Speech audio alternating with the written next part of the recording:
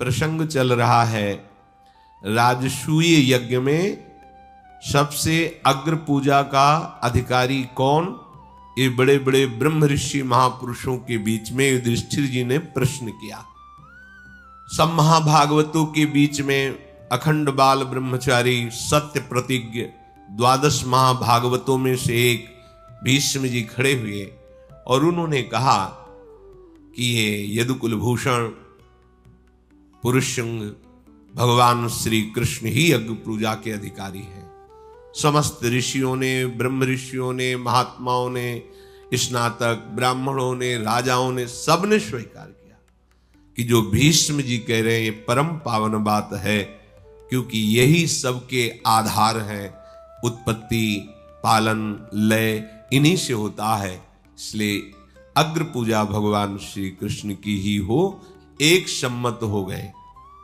सहदेव जी ने भीष्म जी की आज्ञा से महाराज युधिष्ठिर के द्वारा दी गई पूजन सामग्री से भगवान श्री कृष्ण की अग्र पूजा की। इतने में शिशुपाल खड़ा हो गया। ये भगवान का निजी पार्षद है। निजी शब्द उसी के आगे लगता है जिसका अपना अस्तित्व खत्म हो जाता है। निजी से अगर कह दिया जाए कि थप्पड़ मारो यहां, तो 1 सेकंड विचार नहीं करेगा, तत्काल थप्पड़ मार देगा। तुमने गलती की, तुम्हें दंड मिलेगा, स्वीकार है। मतलब कहीं अपना अस्तित्व ही नहीं है। तो ये निजी पार्षद है। 3 जन्म तक भगवान के साथ द्वेष लीला करने का इनको आदेश मिला है। रावण, कुंभकर्ण, हिरण्यकश्यप, हिरणाक्ष, शिशुपाल और दंतवक्र है ये जय विजय भगवान के निज पार्षद। निज पार्षद एक बहुत बड़ी पदवी होती, उसमें बिल्कुल अस्तित्व नहीं होता। आज्ञा, बस आज्ञा, जैसा कराना चाहो, जैसे यंत्र है उसे जैसा चलाना चाहो, यंत्रवत। कोई अपना मैं नहीं, कोई अपनी इच्छा। हम प्रभु आपके दास हैं, आपको कैसे गाली दे सकते हैं, आपको कैसे पीट सकते हैं? ये निज जन का लक्षण नहीं। हम रही नहीं गया है, आप ही आप है। जैसे हमारा मन हुआ है, मान लिया, अब क्या इसमें फर्क पड़ा? ऐसे ही जो निज है वो इस तरह का होता है। उचित अनुचित, लाभ हानि, ये सब उसके चिंतन। बस अब जो ही कहें करें हम सोई, आपकी आज्ञा ही, बस कोई विचार नहीं। अगर प्रभु ने आदेश किया कि तुम्हें हमारे साथ द्वेष लीला करनी है, तो तीनों जन्म में कहीं भी रावण, कुंभकर्ण, हिरण्यकश्यप, हिरणाक्ष, शिशुपाल, दंत, कहीं एक शब्द भी ऐसा नहीं मिलेगा जो भगवान के सामने सम्माननीय या प्रिय बोला हो। सदैव द्वेष की बात की, कड़वे ही बात की। अंतिम समय तक रावण यही बोल रहा है, कहां राम रन हतोपचारी, कहां राम है, ललकार करके उनको परास्त करूंगा। और हिरण्यकश्यप, कहां तेरा भगवान हरि है, खंभ में मारा घोषा खंभ। द्वेष की लीला का आदेश है तो रंच भर भी बाहरी कहीं भी एक शब्द में भी प्रियता नहीं दिखाई। सामने और अंतर में तो जान ही रहे हैं कि मेरे प्रीतम है, अंतर में कोई फर्क नहीं। अब ये द्वेष लीला कर रहा तो खड़ा हुआ और भीष्म जी से कहा, तुम्हारी बुद्धि बिगड़ गई है। अरे जहां श्री कृष्ण, द्वैपायन, व्यास, द्रोणाचार्य, कृपाचार्य, बड़े बड़े ब्रह्म ऋषि महात्मा जन पधारे हैं, उनकी पूजा अग्र ना करवा करके इस कृष्ण की अग्र पूजा करवा रहे हो। ये कोई चक्रवर्ती सम्राट है? क्योंकि महाराज ययाति ने बड़े पुत्र यदु से जब आयु मांगी तो उन्होंने कहा, मेरी यौवन अवस्था का प्रयोग मेरी माता के साथ करोगे, इसलिए धर्म विरुद्ध है, मैं नहीं दूंगा। तो उन्होंने कह दिया था, फिर तुम राज्य के अधिकारी नहीं। शिशुपाल ने कहा, जब राज्य के अधिकारी नहीं तो अग्र पूजा का अधिकार। ये कोई आचार्य है? ये कोई स्नातक ब्राह्मण है? ये ब्रह्म ऋषि है? इसकी अग्र पूजा? ऐसे कटुवचन, क्योंकि भगवान के प्रति द्वेष भाव की आज्ञा का पालन कर रहे हैं। भीमसेन खड़े हुए, दांत पीसते हुए, और कहा, तुझे अभी काल के गाल में पहुंचाता हूं। अभी तक तो क्षमा करता रहा, लेकिन श्री कृष्ण की निंदा करने वाला हमारे सामने जीवित बच जाए, ऐसा नहीं हो सकता। और ये मर्यादा है, गुरु और इष्ट की निंदा हो रही हो तो या तो कान में अंगुली डाल के वहां से तुरंत निकल जाए, उन्हें उसकी जबान बंद कर दे। उचित यही है कि कान में अंगुली डाले, राधा राधा निकल। इष्ट गुरु की निंदा सुनने से सब सुकृत नष्ट हो जाते हैं और हृदय में भजन के प्रति अरुचि हो जाती है। भक्तन निंदात बुरी भूल करे, जिन कोय की सुकृत बहु जन्म के छिन में डाले को। संत शंभु श्री पद अपवादा, कही सुनी तहां अस मर्यादा। काटी जीव तासु जो बसाई, श्रवण मूंदी न त चले पराई। उचित यही है कि कानों में अंगुली डाले, एक शब्द सुनाई न दे और उस सभा से चला जाए जहां हरि गुरु संत निंदा हो रही हो। जब भीष्म जी ने देखा कि भीम महापराक्रमी है, तो राजसूय यज्ञ में बड़ा विघ्न पड़ जाएगा, युद्ध छिड़ जाएगा, तो रोक लिया। जैसे बाढ़ में नदियां सब समुद्र में जाती हैं पर समुद्र अपनी तट भूमि को नहीं तोड़ता है, गंभीर रहता है, ऐसे ही भगवान श्री कृष्ण सब कुछ देख रहे हैं। भीम को इशारा किया, बैठ जाओ। भीष्म जी ने भीम से कहा, तुम इसे नहीं मार सकते हो, बल पराक्रम के द्वारा ये नहीं मारा जा सकता। भीमसेन ये भगवान का तेज अंश है, कोई साधारण पुरुष नहीं है, और ये सिर्फ भगवान ही से समेट सकते हैं, दूसरा नहीं। इसलिए तुम चाहे जितने पराक्रमी हो, शिशुपाल का कुछ नहीं बिगाड़ सकते, क्योंकि भगवान का तेज है और कोई दूसरा नहीं, भगवत पार्षद है। अब हमें दिखाई दे रहा है कि भगवान अपने तेज को समेटना चाहते हैं, तभी ये इसकी बुद्धि में दुर्बुद्धि आ गई है और ये भगवान को कटुवचन बोल रहा है। शिशुपाल ने कहा, भीष्म तुम्हें स्तुति करने का स्वभाव हो गया है, तो तुम कृष्ण की स्तुति क्यों करते हो? स्तुति करना है तो इस राजसूय यज्ञ में एक से एक महापुरुष पधारे, स्तुति करो। बस हम तो फिर दोबारा कहते हैं कि सब सभासद सुन लें, भीष्म की बुद्धि खराब हो गई है, ये ठिकाने में नहीं है। तुम तो भीष्म अब एकांतवास करो, सभा लायक नहीं रह गए हो। शिशुपाल का वचन सुन करके भीष्म जी को बार बार ये लगता है, क्या करे, इसको कैसे समझाएं। शिशुपाल ने कहा, हम राजा लोग तुम्हें जीवित छोड़ रहे हैं भीष्म, इसीलिए तुम नहीं तो सुनो, हमारे पक्ष के जितने राजा हैं सब खड़े हो जाओ, इसका गला घोट के मार देते हैं भीष्म का, ये बहुत स्तुति करता है। भीष्म जी ने कहा, हम तुम्हारे राजाओं के द्वारा जीवन दान देकर के जीने वालों में से नहीं है। तुम्हें यदि ऐसा लगता है तो जो भी श्री कृष्ण की निंदा करता है, चाहे पक्ष का हो या विपक्ष का हो, भरी सब करोड़ों ऋषि महात्मा वीर राजा सब बैठे हुए, राजसूय यज्ञ है, मैं सब के ऊपर माथे पे पैर रखता हूं। भीष्म जी ने, जो श्री कृष्ण की निंदा करता है, श्री कृष्ण को लघु भाव से देखता है, चाहे पक्ष का हो विपक्ष का हो, माथे पे पैर रखने का मतलब है ऐलान करता हूं, चाहे एक साथ सब लड़। भीष्म जी दिव्यास्त्रों के ज्ञाता, भगवान परशुराम जी के शिष्य, भगवती गंगा जी के पुत्र हैं, समस्त विद्याओं में पारंगत है। तुम लोग अगर साहस और शक्ति का तुम दर्शन कराना चाहते हो तो देखो मेरे साहस और शक्ति को, सबके माथे पर पाव है, अब जिसको जो कुछ करना है कर लो। और यदि ऐसा समझते हो कि मेरे से नहीं तो महाबाहु श्री कृष्ण से पूरा त्रिलोक एक तरफ हो जाए तो भी कुछ नहीं बिगाड़ सकता। सभा में विराजमान है, खड़े हो जाओ जिसको युद्ध करना हो। भीष्म की बात सुनते ही शिशुपाल खड़ा हो गया और कहा, तुम तो बूढ़े हो, तुमसे नहीं लड़ेंगे, इस कृष्ण से लड़ेंगे। ऐ कृष्ण, मैं तुम्हें ललकार रहा हूं, तुम मेरे साथ युद्ध करो। भगवान मुस्कुरा रहे। अगाध गंभीर स्वभाव भगवान श्री कृष्ण का है। क्रोध में भरा हुआ शिशुपाल दहाड़ता हुआ अपने परिकर के साथ मानो जैसे टूट पड़े कोई बाज, ऐसे आगे बढ़ रहा है। पांडवजन खड़े हो गए। भगवान ने सब राजाओं से शांत शांत बैठ जाओ।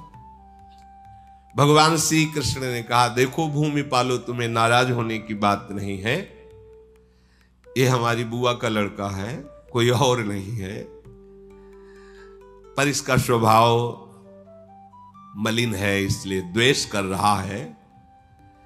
और हमने इसको कई बार अपराध क्षमा किए हैं। पीछे भी इसने प्राग ज्योतिषपुर में जब हम गए थे तो इसने पीछे से आके द्वारिका में आग लगवा दी थी। उस बात को भी मैं क्षमा किया। एक बार रयुक्तक पर्वत पर महाराज उग्रसेन विराजमान थे। इसने सब सेवकों को मार करके बड़े बड़े सभापतियों को बंदी बना लिया था। उस समय भी हमने क्षमा किया था।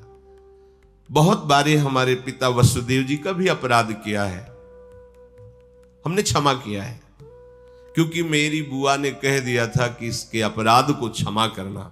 तो मैंने कहा था कि 100 अपराध तक इसको हम कोई दंड नहीं देंगे। अब वो सीमा समाप्त हो चुकी है। तुम सब राजा देखो, कोई दोष मत देना। ये न जाने कितने अपराध कर चुका है, पर मैं इसे क्षमा करता रहा। अब ये अभद्र व्यवहार इसका सहने योग्य नहीं है और इसके अपराध पूरे हो चुके हैं। आज मैं इस अहंकारी को इसके बल और इसकी वीरता का अनुभव कराता हूं कि ये क्या है।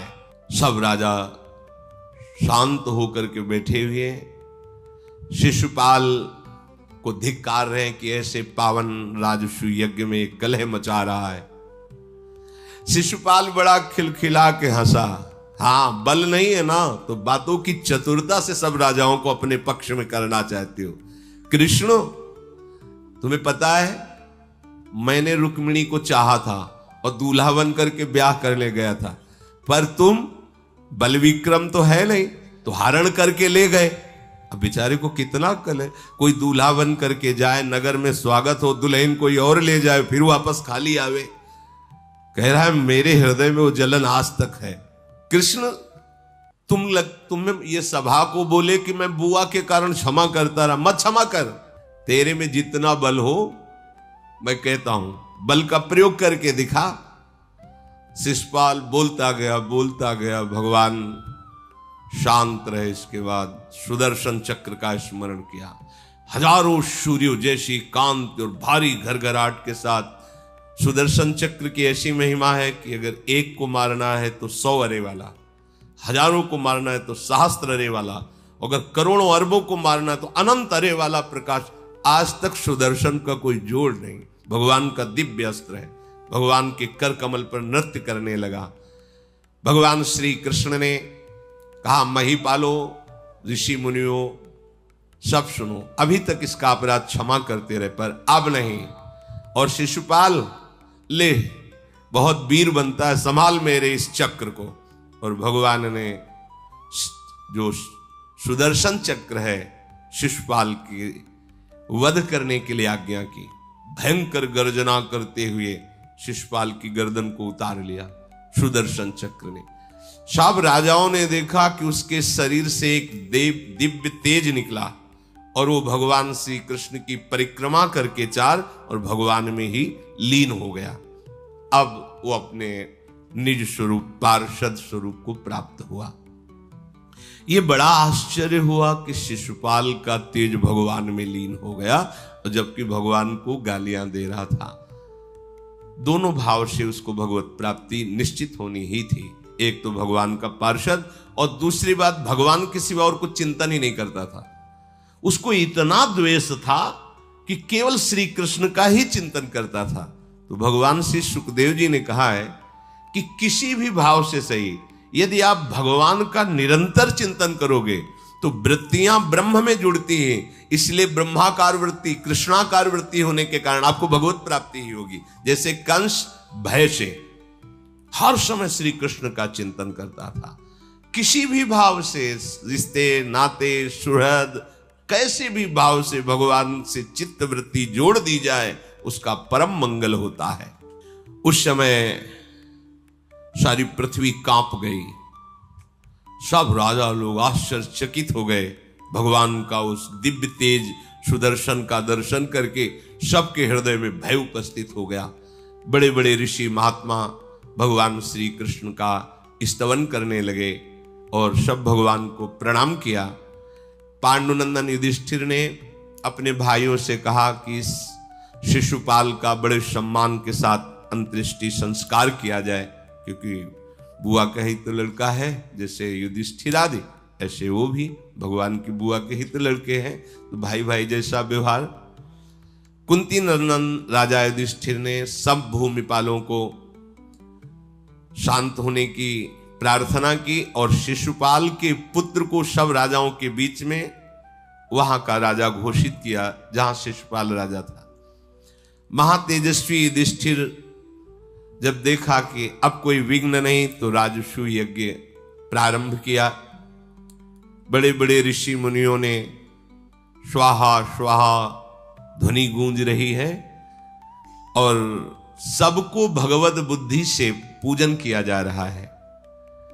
उस यज्ञ में अच्छे अच्छे स्वादिष्ट पदार्थ और पेय पदार्थ, बड़े बड़े सरोवर दही के, घी के, दूध के हैं, कुंड नहीं, बाहर जैसे झील भरी ऐसे दूध, ऐसे दही। महाराज युधिष्ठिर का राजसूय यज्ञ। और भोजन करने वाले ब्राह्मणों की जब 1,00,000 संख्या पूरी हो जाती है तब एक शंख बजता है। ऐसा सैकड़ों बार रोज शंख बजता है। महाराज युधिष्ठिर के राजसूय यज्ञ में 1,00,000 ब्राह्मण संत भोजन किए तो एक बार शंख, और ऐसा शंख कई बार दिन में बजता है। बस वहां यही सुनाई दे रहा है, ये पदार्थ परोसो, ये दान करो, ये दान करो, जय हो जय हो, ऐसी गूंजे हो रही। पर्वतों के समान वहां मिठाइयों के ढेर लगे, लड्डू जलेबी ऐसे खूब ढेर। कितने ही कुंड बड़े बड़े सुंदर रसों के भरे हुए हैं। शास्त्रों के ब्राह्मण जो ज्ञाता है, ऋषिजन, लाखों लाखों लोगों को बैठाल कर प्रभु की कथाएं सुना रहे हैं। देवता, असुर, यक्ष, नाग, दिव्य मानव, विद्याधर, ये सब विराजमान है महाराज पांडुनंदन युधिष्ठिर की राजसूय यज्ञ में। वहां हर समय कोई भी आवे, जो मांगे वही मिलेगा। वस्त्र, घर, स्वर्ण पदक, सोने के बर्तन, आभूषण, रत्न, गौएं, जो चाहे। युधिष्ठिर की राजसूय यज्ञ में खुला था, तुम्हें क्या चाहिए, अमुक चाहिए, दे दो, ऐसा। जितने ब्राह्मण आए हुए थे, ब्रह्म ऋषि आए हुए थे, दक्षिणा में 1 करोड़ स्वर्ण मुद्रा है, 1 करोड़ स्वर्ण मुद्रा, क्योंकि द्वारिका से अपार धनराशि आई थी, भगवान श्री कृष्ण लाए और चारों दिशाओं से चारों भाइयों ने विजय प्राप्त करके बहुत सी धनराशि, और स्वयं जो महामायावी मायासुर है, ऐसी सभा की रचना की थी जहां दिव्य रत्न विराजमान थे, कोई कमी नहीं थी, अक्षय भंडार भगवान जहां है। व्यास जी, धौम्याचार्य, नारद जी, सुमंत जी, जैमिनी जी, पैल जी, वैशंपायन जी, याज्ञवल्क्य जी, कठ जी, महातेजस्वी कलाप जी, दिव्य ऋषियों के द्वारा राजसूय यज्ञ संपादन हो रहा है। पूरा यज्ञ हुआ सांगोपांग। तो भगवान श्री कृष्ण के चरणों में जाकर युधिष्ठिर जी ने कहा, प्रभु आपके प्रताप से दुर्लभ बात हुई, सब कोई राजसूय यज्ञ नहीं कर सकता। श्री कृष्णचंद्रजू, आपके प्रताप से मेरा मनोरथ पूर्ण हुआ, राजसूय यज्ञ हुई। यज्ञ समाप्ति पर भगवान श्री कृष्ण, देव देवेश्वर बलराम जी और भीष्म आदि का पांडवों ने पूजन किया। फिर विधि पूर्वक जो यज्ञ पूर्ण होने पर अवभृत स्नान होता है, भगवान की उपस्थिति में महाराज युधिष्ठिर और द्रौपदी सहित अवभृत स्नान किया।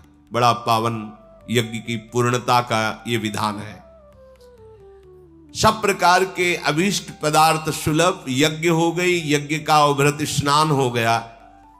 अब बड़े बड़े राजा लोग महाराज युधिष्ठिर से हाथ जोड़कर बोले कि आज्ञा हो तो हम सब अपने अपने राज्यों को जाएं, क्योंकि बहुत दिनों से आपके राजसूय यज्ञ में अब वहां प्रजा की व्यवस्था करना भी है। महाराज युधिष्ठिर ने कहा, प्रेम के कारण यद्यपि जाना शब्द तो अच्छा नहीं लगता है, पर आप लोगों का भला हो, आप लोग अपनी प्रजा का पालन करें, जब कभी कोई सहयोग की आवश्यकता हो तो आज्ञा करें, आप प्रसन्नता पूर्वक पधारें।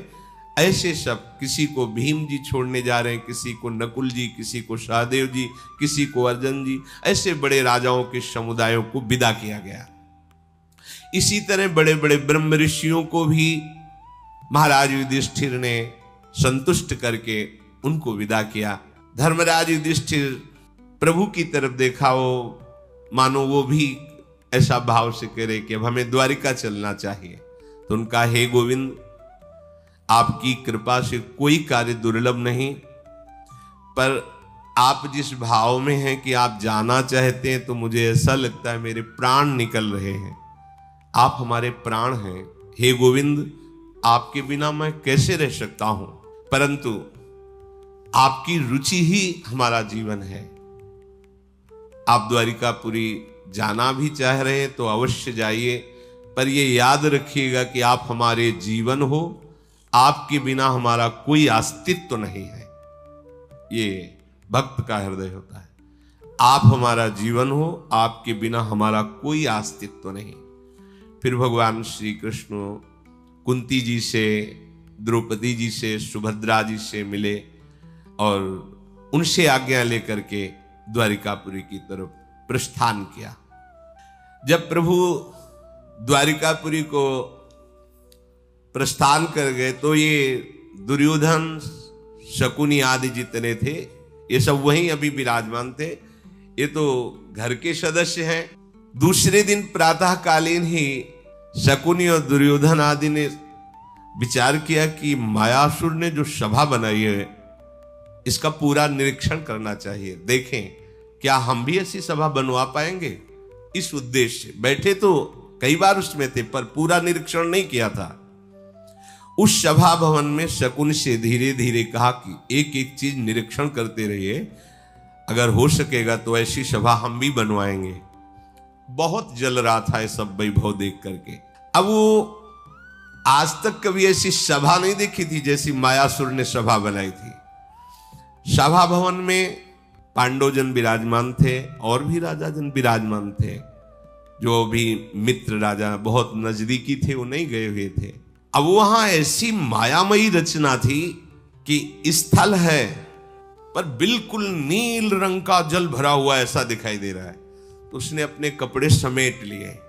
जो ही कपड़े समेटे आगे गए तो जल है नहीं, तो फिर कपड़े नीचे कर लिए। तो सब सभासद और पांडव खूब हंसे। वो कोई साधारण आदमी तो है नहीं, वो भी बड़ा पराक्रमी यशस्वी है। वहां से लौट आया कि यहां कुछ गड़बड़ है। दूसरी तरफ आया तो एकदम पुष्करणी बनी हुई है गहरे जल की, एकदम ऐसा लग रहा है बिल्कुल थल है। तो आराम से चला, झम से गिर गया पानी में। जहां बिल्कुल जल भरा हुआ है, लग रहा है बिल्कुल स्थल है, भूमि है, तो आराम से जा रहा था, वो गिर गया, जल में गिरा। फिर सब ताली बजा के ठहाका मार करके हंसे। बहुत ही शर्मिंदा हुआ। महाराज युधिष्ठिर ने तुरंत नए वस्त्र दिए, आप वस्त्र धारण कीजिए। पर भीम का ठहाका बंद नहीं हुआ। दुर्योधन देख रहा है। ये कभी यहां इसमें ऐसा नहीं लिखा कि अंधे के ऐसा असभ्य बर्ताव पांडवों के द्वारा नहीं हो सकता। जैसे ऐसे कहने में आता है कि द्रौपदी जी ने कहा कि अंधों के अंधा, ऐसा नहीं। अमर्यादित शब्द पांडवों के मुख से नहीं निकल सकता, ऐसा शब्द किसी ने नहीं कहा। ये भगवान व्यासदेव जी के द्वारा रचित संस्कृत से एक भी शब्द समाधि से अलग नहीं है। भगवान गणेश जी लिखते जा रहे हैं और समाधि में डूबे हुए भगवान व्यासदेव जी। अच्छा, ये तो उपस्थित ही थे ना, इन्हीं से तो धृतराष्ट्र, पांडु और विदुर जी पूरा ज्ञान तो है। वैसे ही समस्त शास्त्रों की ज्ञाता भगवान के अवतार फिर इस लीला में तो थे ना। एक भी शब्द, असभ्य शब्द नहीं बोले पांडवजन। जैसा कहा जाता है कि द्रौपदी जी ने कहा अंधे के अंधा ही पैदा हो, असभ्य थोड़ी है द्रौपदी, ऐसा नहीं। पांडवों से एक भी शब्द असभ्य नहीं निकल सकता। अब वो आगे बढ़े, फिर देखा कि बहुत सुंदर जलाशय है। फिर लगा कि कहीं ऐसा ना हो कि थल हो, हम कपड़ा समेट ले। तो फिर वापस तो भीम फिर ठहाका मार के हंसे। डर लगने लगा उसको चलने में। दुर्योधन स्वभाव से ही अमर्षशील और अहंकारी स्वभाव का, वो उपहास, हंसना ही बहुत उसको जलन हो रही थी। अब अपने चेहरे के भाव को छुपा करके देखा कि चलो इस दरवाजे से निकल जाते हैं। वो ऐसी माया से रचा हुआ कि लग रहा है खुला दरवाजा है और दीवाल है, और जाकर खोपड़ियां भर गई उसके दीवाल में। हो फिर भयभीत हो गया। तो दूसरी जगह दरवाजा दिखाई दिया जो खुला हुआ है, पर ऐसा आभास हो रहा है कि वो बंद है। तो दरवाजा खोलने के लिए ऐसे तो जाके सामने गिर गया, क्योंकि खुला हुआ दरवाजा है। फिर हंसी हुई। अब शकुनी की तरफ देखकर, कोई पांडवों की तरफ देखकर मानो आग लग गई हो उसको। इतना अपमान। शकुन से कहा, आप देखने लायक सवाल है, चुपचाप चलो, क्योंकि पता नहीं कहां क्या हो जाए। और सब हंसी उड़ा रहे हैं। महाराज युधिष्ठिर ने हृदय से लगाया दुर्योधन को और कहा, यह मायासुर की रची हुई सभा है, आप इसमें संकोच मत कीजिए, इसमें ऐसा ही भ्रम हो जाता है। और बड़ी सांत्वना दी। उसका हृदय जल गया, पापपूर्ण विचार उदय हुए और उसने मन ही मन निश्चय किया कि तुम्हारा सर्वनाश मैं करूंगा।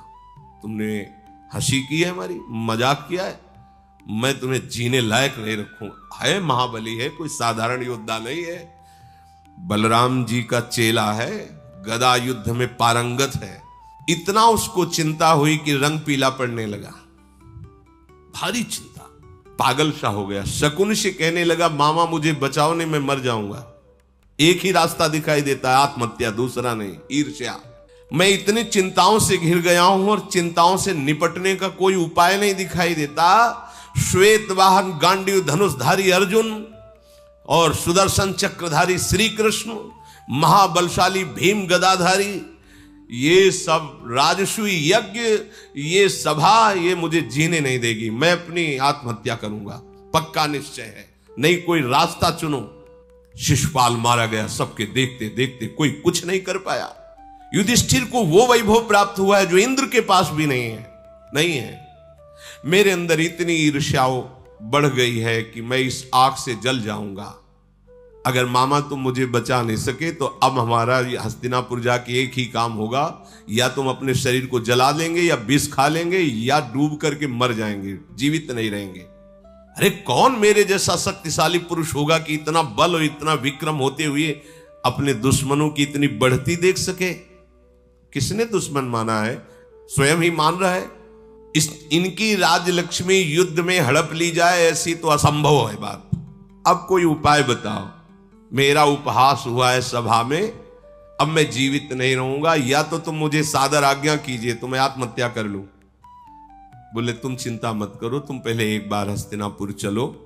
श्री कृष्ण, सब देवता, असुर मिलकर के भी जहां श्री कृष्ण है वहां कोई कुछ बिगाड़ नहीं सकता। इसलिए मुझे विचार करना पड़ेगा कि जहां श्री कृष्ण उपस्थित ना हो फिर इनको परास्त किया जाए।